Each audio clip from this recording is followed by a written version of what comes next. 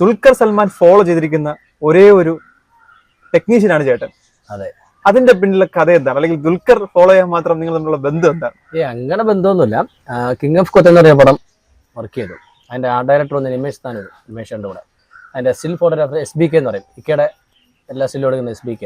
ഈ SBK അടുത്ത് ഞാൻ അവൻ്റെ അടുത്ത് ഞാൻ ഒരിക്കൽ പറഞ്ഞാ ഇക്ക ഇറങ്ങി വരുമ്പോൾ ഞാൻ ഡോർ തുറന്നു കൊടുക്കട്ടെ, നീ വീഡിയോ എടുക്കുമെന്ന് ചോദിച്ചു.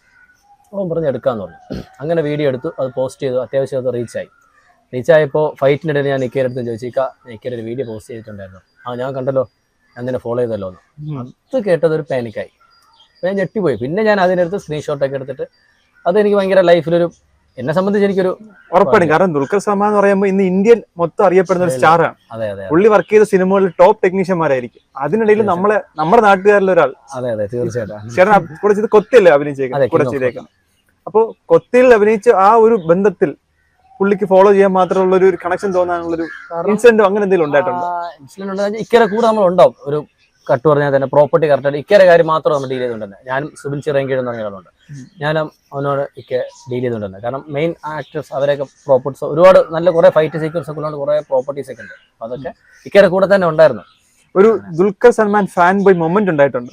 അതല്ലാണ്ട് അഭിനയത്തിലോ അല്ലെങ്കിൽ അല്ലാതെ ആദ്യമായിട്ട് കണ്ട മൊമെന്റ്? ആദ്യമായിട്ട് കാണുന്ന ഞാൻ ഈ ലൊക്കേഷനില്ല, അല്ലാതെ കണ്ടിട്ടേ ഇല്ല. ഇക്കെ വന്നു ഫസ്റ്റ് തന്നെ ഞാൻ ഇക്കയ്ക്ക് കൊടുക്കുന്ന സീർട്ടാ കൊടുക്കുന്നത് പാക്കറ്റ്. ഷോർട്ട് ടൈമിൽ വരയ്ക്കുന്ന ഒരു ടൈമുണ്ട്. അങ്ങനെ പരിചയപ്പെട്ടു.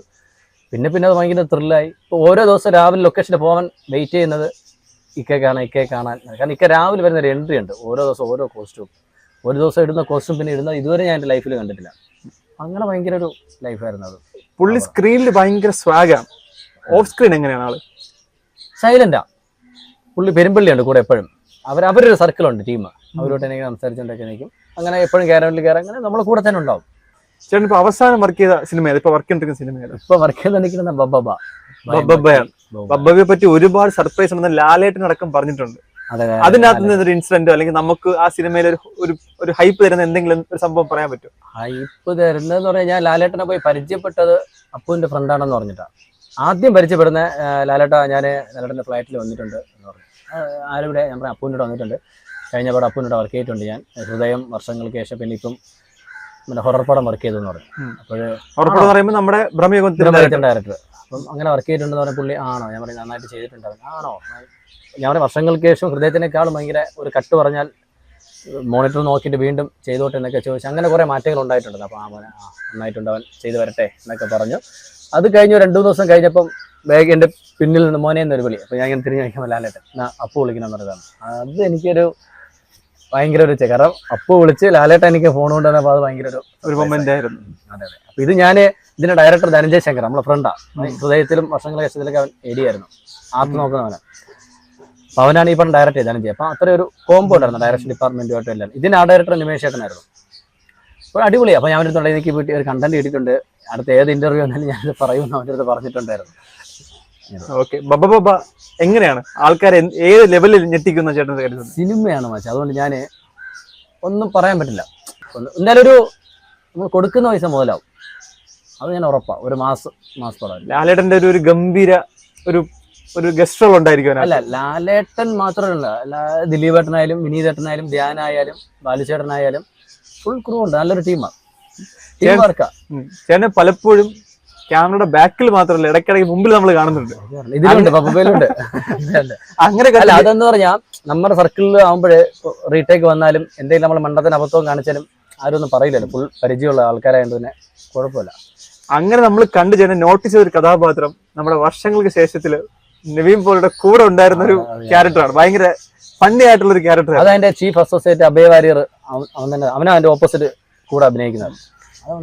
വർഷങ്ങൾക്ക് ശേഷം സിനിമയുടെ ഏറ്റവും ഹൈ പോയിന്റ് ആയിരുന്നു നവീൻ പോളിയുടെ എൻട്രി. അതൊട്ടാണ് ആ സിനിമ നമുക്ക് വേറൊരു ഫീൽ എന്ന് തുടങ്ങിയത്. എങ്ങനെയായിരുന്നു ആ എക്സ്പീരിയൻസ്? ആ ലൈവിൽ ആ പെർഫോമൻസ്, ആ വഴിവെട്ടി വന്നവനാണെന്നൊക്കെ പറയുന്നത് ലൈവ് 2 മണി 3 മണിക്കാണ് ഷൂട്ട് ചെയ്യണത്. അത്യാവശ്യമുള്ളവർ മാത്രം അതിനകത്ത് ഉണ്ടായിരുന്നു. നല്ല എൻജോയ് ചെയ്ത്. നിവിൻ ചേട്ടൻ ചിരിച്ചു കഴിഞ്ഞാൽ ഒരു 1/2 മണിക്കൂറിന്റെ നോക്കണ്ട, പുള്ളി ചിരിച്ചാൽ നിർത്തത്തില്ല. അതിന്റെ ഇടയിൽ കൂടെ ബെഡിൽ നമ്മളിങ്ങനെ കയറി കിടക്കുന്ന ഒരു സീക്വൻസ് ഉണ്ട്. പുള്ളി ആ ഇതിൽ കിടന്നിട്ട് ഫോൺ ചെയ്തോണ്ടിരിക്കുമ്പോൾ പിന്നെ ഇറങ്ങി ഓടുന്നൊക്കെ സീനുണ്ട്. അതൊക്കെ പുള്ളിക്ക് ഭയങ്കര അന്ന് ഞാൻ കൈ നിട്ടത് അതൊക്കെ. പിന്നെ വേറൊരു നല്ലതെന്ന് പറയാം, വിനീതേട്ടൻ അപ്പുവിന്റെ അടുത്ത് മീശ വിരിക്കാൻ പറഞ്ഞപ്പോൾ ഇപ്പൊ എന്റെ അടുത്തൊന്ന് പറഞ്ഞു, ഞാൻ പറഞ്ഞ മീശ വിരിച്ചു. അങ്ങനെയൊക്കെ കുറെ അതിൽ അനുഭവം. അതൊന്ന് ഡീറ്റെയിൽ പറയാം സംഭവം. അത് നമ്മളിങ്ങനെ മുമ്പ് ഇന്റർവ്യൂ കേട്ടിട്ടുണ്ട്. അതായത് പുള്ളി ആദ്യം മീശ വിരിക്കണം എന്ന് പറഞ്ഞപ്പോൾ ഭയങ്കര മടി അവന്. അത് ലാലേട്ടൻ മീശ വിരിക്കുന്ന എല്ലാവരും കാണുന്നില്ല. അപ്പൊ ഇവനും കൂടെ പിരിച്ചു കഴിഞ്ഞാൽ എന്തെങ്കിലും ഇത് ഉണ്ടാവോ ഇല്ല എന്നുള്ളൊരു വെച്ച് അവൻ വിനീതേട്ടൻ പറഞ്ഞിട്ട് അവൻ വേണ്ടെന്ന് ഒഴിഞ്ഞു മാറി. അപ്പൊ വിനീതേട്ടൻ എന്നെ വിളിച്ചിട്ട് പറഞ്ഞു, അതൊന്ന് ചേട്ടന് ചൂസ് ചെയ്യാനുള്ള കാര്യം. ഇത്ര ആൾക്കാരെ സെറ്റ് ഉണ്ടായിരുന്നപ്പോ ചേട്ടൻ പറഞ്ഞാൽ കേൾക്കും എന്ന് തോന്നാനുള്ള കാര്യം അത്ര ഒരു ഞാൻ പറഞ്ഞത് വേറൊരു വേടാണ്, അതെനിക്ക് പറയാൻ പറ്റൂല. ഞാൻ ചെവിയിൽ എങ്ങനെ ആ ഒരു മൈൻഡിൽ അങ്ങനെ പറഞ്ഞു. ജസ്റ്റ് ഒന്ന് പിരിച്ചു നോക്കാം. എന്താ പറഞ്ഞ ആ പേര് പറയണ്ട, എന്താണ് പറഞ്ഞ കണ്ടന്റ് എന്ന് പറയുന്നത്? അത് നമ്മുടെ ട്രിവാൻഡ്രം ബേസിക് നല്ല റേറ്റ് ആണ്, പറയാൻ പറ്റൂല. അതിന്റെ ആദ്യത്തെ അക്ഷരം പറയാം, സ്പോട്ടിൽ പിടിക്കും അത്. അല്ല അങ്ങനെ ഒരു നമ്മളെ അവസാനം മോനേന്നുണ്ടോ? മോനെന്നൊന്നുമില്ല, റായ് മച്ചും റോയ് അങ്ങനെയൊക്കെ വെച്ചുള്ള ചെറിയ കണ്ടന്റ് സാധനം. പക്ഷെ അതവൻ തമാശക്ക് ചെയ്തു. പക്ഷെ അത് വിനീതേട്ടന് ഇഷ്ടപ്പെട്ടു. അങ്ങനെയല്ല. പിന്നെ നമ്മളെ കൂട്ടത്തുള്ള ലാലേട്ടന്റെ മോനെന്ന് പറഞ്ഞാൽ അങ്ങനെ മാറിയിരിക്കുക അങ്ങനെയൊന്നുമില്ല. അവൻ അടിപൊളിയാണ്. പ്രണവിനെ പറ്റി എപ്പോഴും മലയാളികൾക്ക് കേൾക്കാൻ ഇഷ്ടമാണ്, താല്പര്യമാണ്. കാരണം പുള്ളിയുടെ ഒരു ഇന്റർവ്യൂ സ്ക്രീനിൽ കാണുന്നല്ലാണ്ട് അവന് താല്പര്യമില്ല. ഒന്ന് ഈ ക്രൗഡ് കൂടുന്നതിനടുത്ത് വന്ന് നിൽക്കാൻ അങ്ങനെയൊക്കെ അവനൊരു മടിയാണ്. അവൻ്റെതായ ഫ്രീഡം വേണം. അതാണ് ഇപ്പൊ നമ്മൾ ഷൂട്ട് കിടക്കുമ്പോൾ തന്നെ അയ്യോ അവന്റെ ഫാൻസുകാരും അല്ലാത്ത ആൾക്കാരും നാട്ടുകാരും എല്ലാവരും വന്ന് കൂടി നിൽക്കുമ്പോഴും എന്റെ മാനേജർമാരൊക്കെ നടാ നീ അവനോ എങ്ങനെ വിളിച്ചിട്ട് വേണമെന്ന് പറയാം. പിന്നെ ഞാൻ ചെന്നിട്ട് അപ്പോൾ ജസ്റ്റ് ഒന്ന് കൈ കാണിച്ചിട്ട് പോയാൽ മതിടാ, എന്റെ ഫാൻസാണ്, അപ്പൊ എന്തിനാ ഫാൻസ് എനിക്ക് അങ്ങനെയൊക്കെ അവൻ പറയാം. പിന്നെ ജസ്റ്റ് ഒന്ന് കൈ കാണിക്കും, അങ്ങ് പോകും. സെറ്റിൽ വെച്ച് നിങ്ങൾ നല്ല സുഹൃത്തുക്കളായി. സെറ്റില് ഈ പറഞ്ഞ ഈ പ്രണവും കല്യാണിയൊക്കെ ഉണ്ടെങ്കിൽ തന്നെ ഈ ടേബിളും കൊണ്ട് നീക്കാൻ പറഞ്ഞാൽ അപ്പോൾ പിടിക്കാൻ പറയും. അവൻ തന്നെ ടേബിളും ചെയറൊക്കെ പിടിക്കാൻ കൂടെ നീക്കും. കല്യാണിയും അങ്ങനെയാണ്, അങ്ങനെ നീക്കും. അങ്ങനെ താരചാടയൊന്നും ഇല്ലാത്ത ടീമുകളാണ്. ഇപ്പൊ സെറ്റിൽ നിന്ന് ഇറങ്ങി പിന്നെ പുള്ളി എങ്ങനെ നമുക്ക് റീച്ച് ചെയ്യാൻ പറ്റുക? പിന്നെ ഞാൻ വർഷത്തിൽ ഒരേ ഒരു മെസ്സേജ് അവൻ അയക്കുള്ളൂ, അവൻ്റെ ബർത്ത്ഡേക്കും. അന്ന് മറുപടി തരില്ല. പിറ്റേ ദിവസം എന്നെ വിളിക്കും, അല്ലെങ്കിൽ മെസ്സേജ് അയക്കും. അല്ലാതെ വിളിച്ച് ബുദ്ധിമുട്ടിക്കാൻ പോകില്ല. നമ്മൾ എത്ര തവണ എറണാകുളമൊക്കെ പോകുന്നു, വേണമെങ്കിൽ വിളിച്ച് കഴിഞ്ഞാൽ അവൻ്റെ ഫ്ലൈറ്റിൽ പോവാം. അവരെ തിരക്കായിരിക്കും. നമ്മൾ അവരെ പ്രൈവസി കയറി മോശം. മറ്റേതാകുമ്പോൾ വല്ലപ്പോഴും കാണുമ്പോഴായാലും ആ ഒരു ബന്ധം ഉണ്ടാവും. ചേട്ടനെ സ്ക്രീനിന്റെ മുമ്പിലോട്ട് കൊണ്ടുവന്നത് വിനീത് ശ്രീനിവാസനാണ്. എങ്ങനെയല്ല വിനീത് ശ്രീനിവാസനല്ല, അല്ല മെയിൻ ഒരു ക്യാരക്ടർ പോലൊരു നല്ലൊരു വേഷം. എന്നെ ഇൻഡസ്ട്രിയിൽ അറിഞ്ഞു തുടങ്ങി എന്നെ സിനിമയിൽ കൊണ്ടുവരുന്ന ത്യാഗു ചേട്ടനാ. ത്യാഗു തമിഴ് ആ ഡയറക്ടർ. ത്യാഗു ചേട്ടൻ എന്നെ ഫസ്റ്റ് സിനിമ കൊണ്ടുവരണം, ആടൊരു ഭീകര ജീവി. ത്യാഗു ചേട്ടനാ, അത് നമ്മളെ എന്നെ ഗുരുനാഥനാണ് ത്യാഗു ചേട്ടൻ. ത്യാഗു ചേട്ടൻ്റെ കൂടെ പിന്നെ സീരിയലുണ്ടാകും അജീഷ് ചേട്ടൻ, ബൈജു ചേട്ടൻ, അങ്ങനെ മെറിലാൻഡാ ശരിക്കും പറഞ്ഞാൽ. മെറിലാൻഡ് യൂണിറ്റ് അടക്കം എല്ലാവരുമാണ്. വിനീത് ശ്രീനിവാസന്റെ പുതിയ പടം വരാൻ പോകുന്നുണ്ട്, ട്രെയിലർ റിലീസ് ആയിട്ടുണ്ട്. വിനീത് ചേട്ടന്റെ പടം അതിൽ കയറാൻ വേണ്ടി എല്ലാം റെഡിയാക്കി, പാസ്പോർട്ടും എല്ലാം റെഡിയാക്കി നമ്മൾ എല്ലാവരും നിന്നപ്പോൾ അതിന്റെ അടുത്ത സെക്കൻഡ് ഷെഡ്യൂൾ ബബ്ബ തുടങ്ങി. അപ്പോൾ ഈ വിനീത് ചേട്ടന്റെ ശിഷ്യനാണ് ധനഞ്ജയ്. അപ്പോൾ വിനീത് ചേട്ടൻ പറഞ്ഞു നിങ്ങൾ ആരും അങ്ങോട്ട് വരണ്ട, അവൻ്റെ കൂടെ നിൽക്കാൻ പറഞ്ഞു. വൻ നഷ്ടമായി പോയി. ഒരു ഫോറിൻ ട്രിപ്പ് ആയിരുന്നു അത്, കൈവിട്ടു. പക്ഷേ നാട്ടിൽ വിനീത് ചേട്ടൻ വന്നു പറഞ്ഞാൽ വിളിച്ചു, എല്ലാം ഭംഗിയായിട്ട് കഴിഞ്ഞു, നിന്നെ മിസ് ചെയ്തതാ, കുഴപ്പമില്ല, നമുക്ക് അടുത്ത പടം ഒരുമിക്കാന്ന് പറഞ്ഞു. എങ്ങനെ ചേട്ടാ ആർട്ട് ഫീൽഡിലോട്ട്, ആർട്ട് ഡയറക്ടർ അല്ലെങ്കിൽ ആ ഒരു മേഖലയിലോട്ട് കടന്നിരുന്നത് എങ്ങനെയാ? എങ്ങനെയാ ചോദിച്ചു കഴിഞ്ഞാൽ ഞാൻ കുറച്ചു കാലം അച്ഛനോട് മരപ്പണിക്ക് പോയിക്കൊണ്ടിരിക്കുകയാണ്. അച്ഛൻ കാർപ്പൻ്ററാണ്. അപ്പോൾ അത് നമുക്ക് പറ്റുന്നില്ല, ഒന്നും തലയിൽ കയറുന്നില്ല. 10ാം ക്ലാസ് വരെ പഠിച്ചോളൂ. 10 തോറ്റിട്ട് ഞാൻ ഇവിടെ പോയില്ല, പിന്നെ പഠിച്ചിട്ടില്ല, താല്പര്യമില്ല പിന്നെ പഠിക്കാൻ. പിന്നെ ഇങ്ങനെ കറങ്ങിയൊക്കെ നടന്നപ്പോൾ യാദർച്ഛ്യമായിട്ട് നമ്മൾ നിന്നപ്പോൾ ഈ ഷൂട്ടിംഗ് സ്ഥലത്ത് ഈ പുല്ലൊക്കെ വെട്ടണമായിരുന്നു. അപ്പോൾ എൻ്റെ കൂടെ ഇങ്ങനെ വിളിച്ചാൽ ഒരു ഷൂട്ടിംഗ് സ്ഥലത്ത് പുല്ലുവെട്ടാൻ നീ വരുന്നുണ്ടെന്ന് ചോദിച്ചു. ഞാൻ പറയും പുല്ലുവെട്ടാൻ ഞാൻ വരുന്നില്ല, ഷൂട്ടിംഗ് കാണാമല്ലോ എന്ന് പറഞ്ഞാൽ അങ്ങനെ മെറിലാൻഡ് സ്റ്റുഡിയോ പോയതാണ്. അപ്പോൾ കൂടെ വന്ന ആളെന്തോ ആവശ്യമായിട്ട് പോയപ്പോൾ ഞാൻ കൂടെ കയറി വെട്ടി. അപ്പോൾ എനിക്കൊരു ഏരിയ തന്നു. ആ ഏരിയ ഞാൻ വെട്ടി വൃത്തിയാക്കി ക്ലീൻ ചെയ്ത് തൂത്ത് കത്തിച്ച് വൃത്തിയാക്കി ഇട്ടു. എന്നിട്ട് പെട്ടെന്ന് ഷൂട്ടിംഗ് കാണാൻ പോയി നിന്നതാണ്. അല്ലല്ല, സീരിയലാണ്. സോമയ്യപ്പൻ ഏഷ്യനെറ്റിലെ ഹിറ്റ് സീരിയൽ. സോമയ്യപ്പനും ഉണ്ടായിരുന്നു, ശ്രീ മഹാഭാഗവതം. അങ്ങനെ ചെയ്തുകൊണ്ടിരുന്ന സമയത്താണ് പിറ്റേ ദിവസം വരാൻ പറഞ്ഞാൽ പിറ്റേ ദിവസം പുല്ലുവെട്ടാൻ പോയി. അപ്പോൾ അവിടെ നിന്ന് ആർട്ടിലെ പയ്യൻ്റെ അച്ഛൻ മരിച്ചു പോയി. അങ്ങനെ പോയി വീട്ടിൽ പോയി. അപ്പോൾ എന്നോട് അച്ഛൻ 2 ദിവസം ഇവിടെ നിൽക്കുമെന്ന് ചോദിച്ചു. നിൽക്കാമല്ലോ എന്ന് പറഞ്ഞു. എനിക്ക് വരയ്ക്കാനും അറിയില്ല, എഴുതാനും അറിയില്ല, ശരിക്കും പറയാം ഒന്നും ആർട്ട് എന്താണെന്ന് പോലും അറിയില്ല. അപ്പം അങ്ങനെ അവിടെ നിന്ന് ഇപ്പം മെറിലാൻഡിൽ ആർട്ട് ഡയറക്ടറായി. പിന്നെ പാടാത്ത ബാങ്കിൽ, അമ്മ സീരിയല്, പിന്നെ അങ്ങനെ കുറേ ദേവി മഹാത്മ്യം. ചേട്ടാ ആലോചിക്കേ, ഒരു സെറ്റിൽ പുല്ല് വെട്ടാൻ പോയി തുടങ്ങിയ ആ ഒരു ജേണി ഇന്ന് ടോപ്പ് സിനിമകളിലെ ഭാഗമാകാൻ പറ്റിയിട്ടുണ്ട്. ഈ ഒരു വളർച്ച അല്ലെങ്കിൽ ഇതെന്താ ഒരു റീസൺ തോന്നുന്നത്? ഒരു നിയോഗമായിരുന്നു, എന്തായിരുന്നു അത്? ദൈവമുണ്ട്, അതേ ഉള്ളൂ, അല്ലാതെ ഒന്നുമില്ല. ഞാൻ ഒട്ടും പ്രതീക്ഷയില്ല. എനിക്കും ഭയങ്കര ഈ ആർട്ടായിട്ട് ഒരു ബന്ധവുമില്ല. പക്ഷെ ഇത് കയറി എൻജോയ് തുടങ്ങിയ മൊമെന്റ് എവിടെയാ? ചേട്ടൻ വേറെ പരിപാടിക്ക് പോയി സെറ്റ് ആയില്ല എന്ന് പറഞ്ഞു.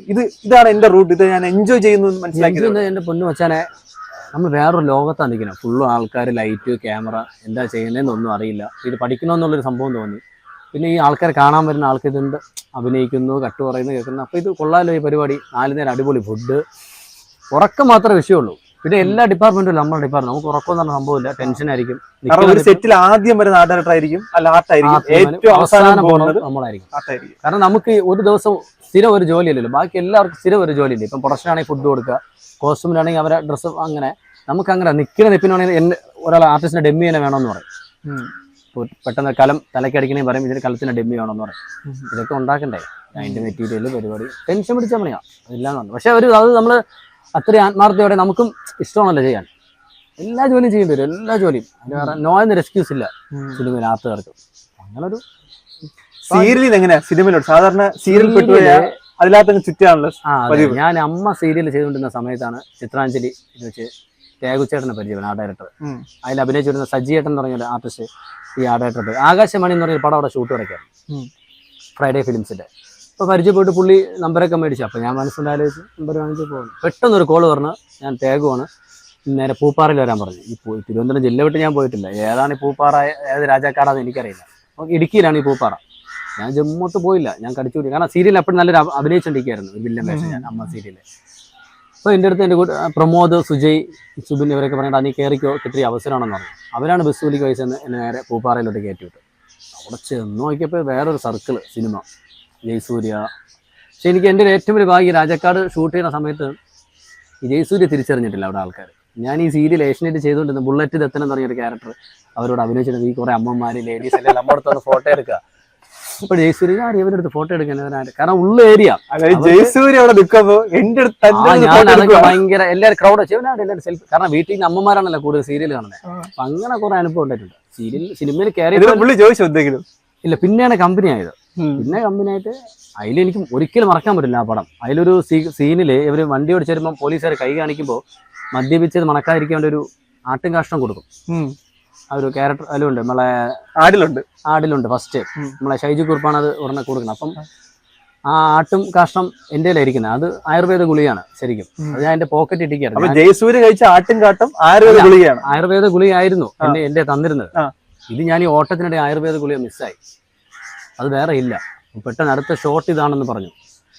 ഞാനാകെ ടെൻഷനൊക്കെ അടിച്ച് തന്നിട്ട് ഒന്നും നോക്കിയില്ല. അപ്പോൾ ഇങ്കി നോക്കിയപ്പോൾ ഫ്രഷ് കാഷ്ടം അവിടെ ഇട്ടു.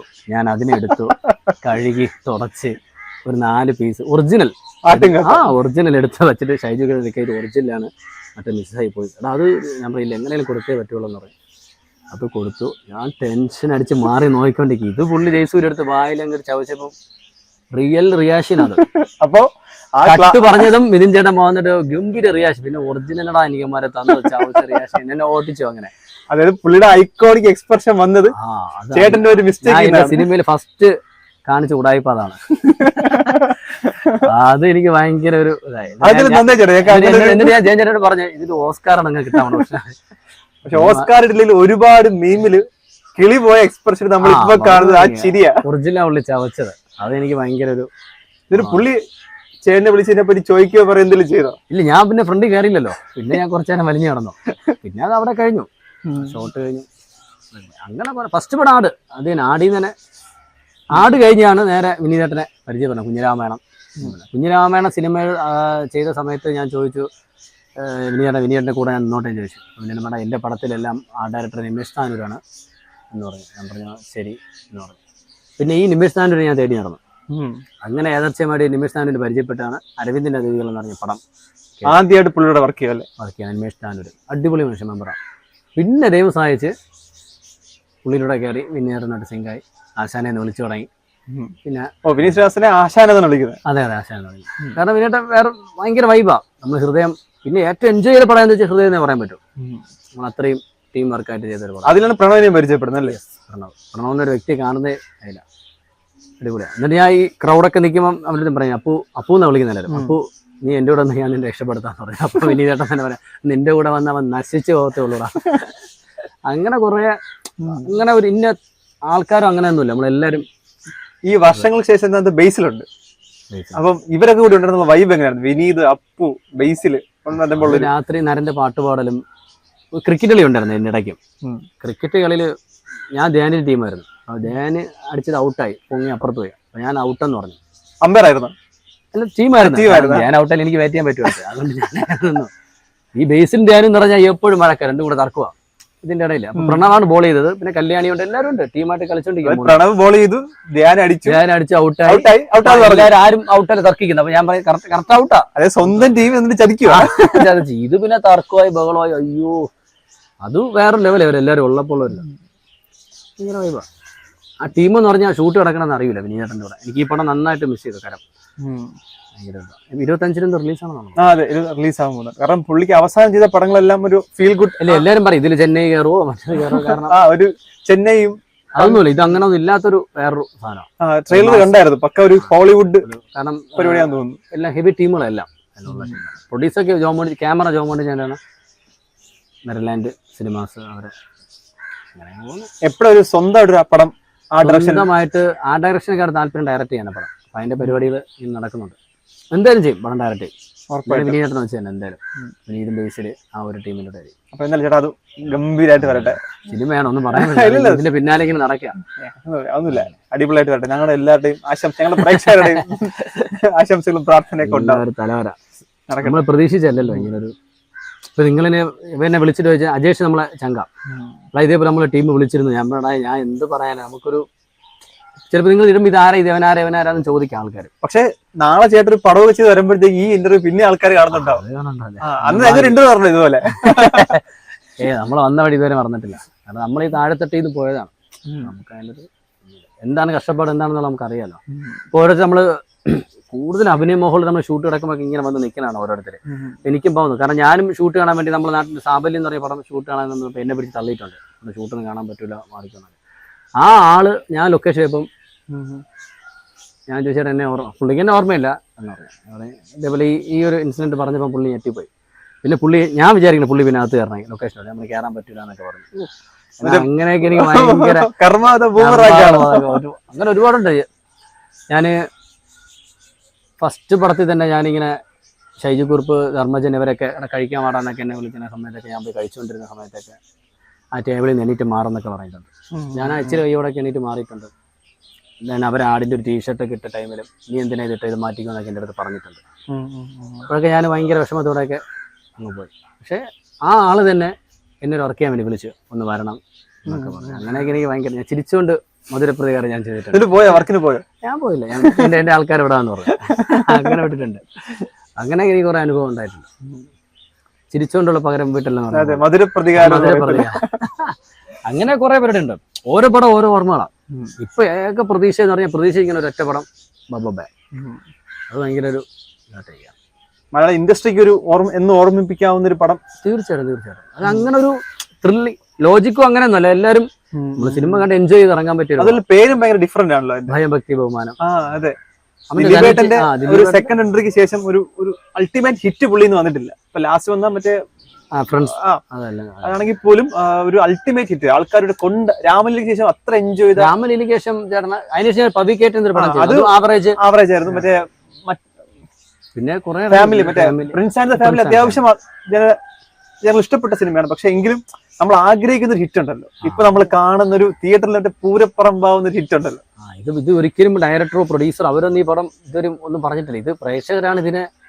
കാരണം നമ്മൾ ആഗ്രഹിക്കുന്നു ദിലീപേട്ടന്റെ അങ്ങനെ ഒരു പടം വന്ന് ഹിറ്റ് ആവണമെന്ന് നമ്മൾ ആഗ്രഹിക്കുന്നുണ്ട്. ഒരു മാസപടമായിരിക്കും അങ്ങനെയാണ്. കാരണം ധനഞ്ജയ് അവൻ അത്രയും ഇപ്പൊ 100-നാണ് സ്ക്രിപ്റ്റ്, 100-ന് ഭാഗ്യമോ അവരുടെ സ്ക്രിപ്റ്റാണ്. അവരൊരു ടീമാണ്. ഇപ്പൊ ശ്യാം, അനിൽ, മാത്തൻ, അങ്ങനെ അവരൊരു ടീമുണ്ട്.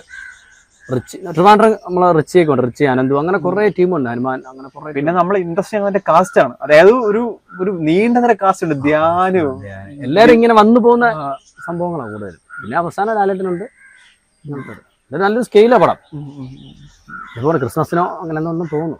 എന്തായാലും നമ്മൾ ആ വിജയം ചേട്ടന്റെ ലൈഫിൽ ഒരു ചേഞ്ച് ആവട്ടെ എന്ന രീതിയിൽ അത് ഭയങ്കര ഇതാ. നമ്മള് നല്ലോണം പണിയെടുത്ത പടം, നല്ലതുപോലെ ഉറക്കമില്ലാതെ. ദിലീപേട്ടൻ എങ്ങനെയാ സെറ്റില്?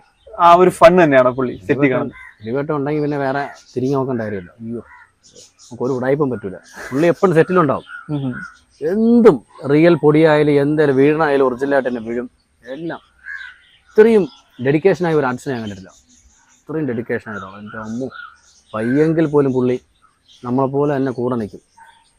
അത് ഈ പടം കാണുമ്പോൾ മനസ്സിലായി. ഈ പടത്തിൽ മിക്ക ഡൂപ്പല്ല, പുള്ളി തന്നെ റിയൽ ആയിട്ട് ചെയ്തവരുടെ കുറേ ഉണ്ട്. അടിപൊളി. അത് അവന്റെ മൈൻഡിൽ ഡയറക്ടർ ധനഞ്ജയ് പുള്ളിയുടെ ഫസ്റ്റ് പടമല്ലേ? അവന്റെ ഫസ്റ്റ് പടം. അവൻ പുലിമുരുകൻ, ലവ് ആക്ഷൻ ഡ്രാമ, ഹൃദയം, വർഷങ്ങൾക്ക് ശേഷം ഇത്രയും പടത്തിൽ അവൻ ആർട്ട് നോക്കിക്കൊണ്ടവനാണ്. അവൻ്റെ ഒരു അടിപൊളിയാണ് ഡെഡിക്കേഷൻ. എന്നാലോചിക്കാം, പുലിമുരുകിൽ അവൻ ലാലേട്ടനോട് വർക്ക് ചെയ്തിട്ട് ഡയറക്ട് ചെയ്യാന്ന് പറഞ്ഞു. സിനിമയിൽ മാത്രമേ ഈ മാജിക് നടക്കത്തുള്ളൂ. ഒരു രക്ഷയില്ല. ആരും എന്ത് എപ്പോൾ രക്ഷപ്പെടുന്നു പറയാൻ പറ്റില്ല. അതുകൊണ്ട് ഡയറക്ഷൻ ഡിപ്പാർട്ട്മെന്റിൽ എല്ലാവരും നമ്മൾ തോളി കയറ്റി പ്രശ്നം നടക്കാൻ നിൽക്കില്ല.